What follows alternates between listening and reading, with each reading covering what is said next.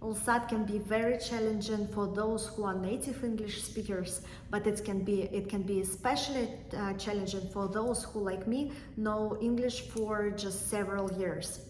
Is it still possible to score 160 plus on the LSAT? Yes, I did that. If you are new here, my name is Marina Evseeva, and I am a first-generation immigrant who moved to the United States 6 years ago. I came with almost no English, and still I was able to score 164 on the LSAT using various self-study materials. If that's something of interest for you, please click subscribe and hit the bell so you will be notified every time I post a new video. In this video, I'm going to share the challenges I faced and solutions I found, which became very helpful in increasing my score. And let's start from my favorite part of the test, logic games. This section of the test is the easiest to improve. That's why I would suggest you, especially if you are non-native English speaker, to start working on this section first. I started working with Khan Academy first because it's free and it has really good material for this section. So that's why try to start with Khan Academy until you will feel that you are stuck and you don't feel the progress anymore. After that, you can start using LSAT Demon.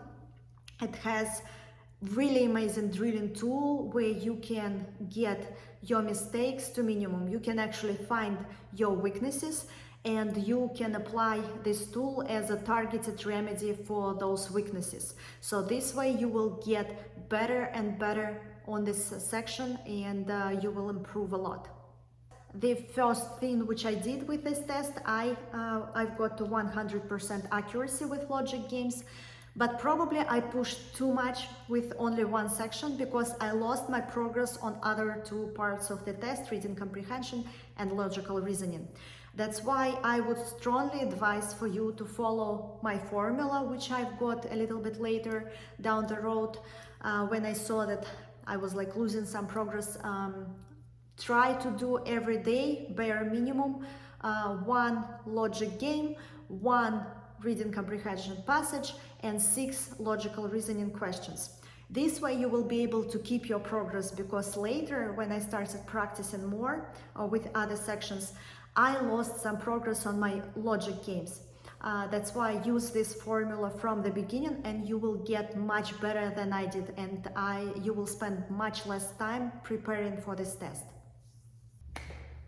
Second, logical reasoning. This section of the test was difficult for me because of language. First question was fine, but further down the road, it became more and more difficult for me to understand what is written. To tackle this issue, firstly, I used Khan Academy, of course, because it's free, to identify premises and conclusions. So I was able to do that with Khan Academy, but it was not enough for these question types, and I still didn't understand passages and questions enough. I tried using LSAT Demon as well for this problem. It gave me some improvements, but also not enough. And then I found 7 Sage, and this is what helped me to improve a lot on logical reasoning. 7 Sage, they give you a really great illustration of what is expected for you for each question type, and also how to tackle them.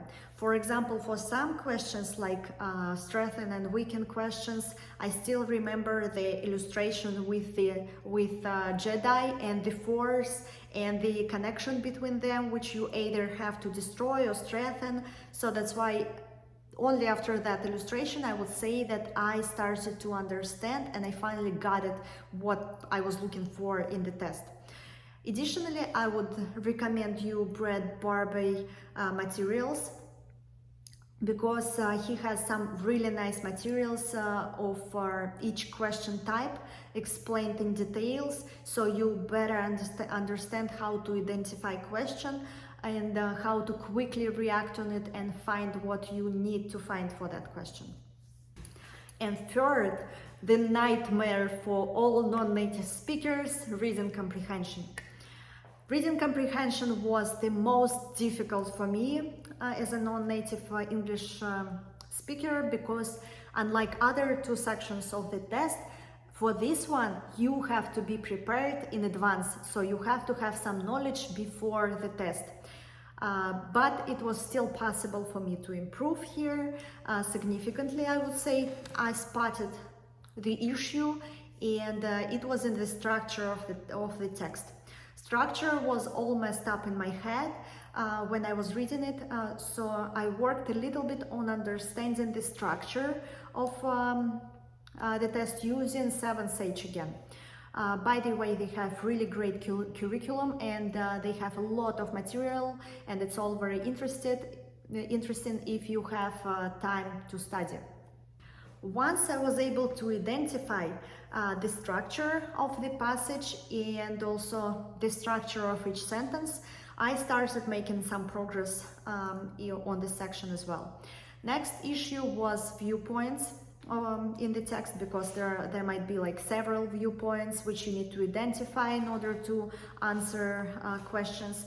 For this, I would recommend LSAT OAKS blog and tutorials, because it helped me to move forward later by understanding all opinions and views, emotions, author's perspective behind the text.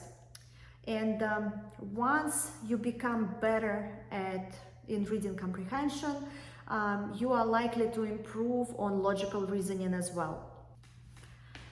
Thank you for watching me. I'm gonna give you a few extra tips on the schedule and also general preparation in a minute.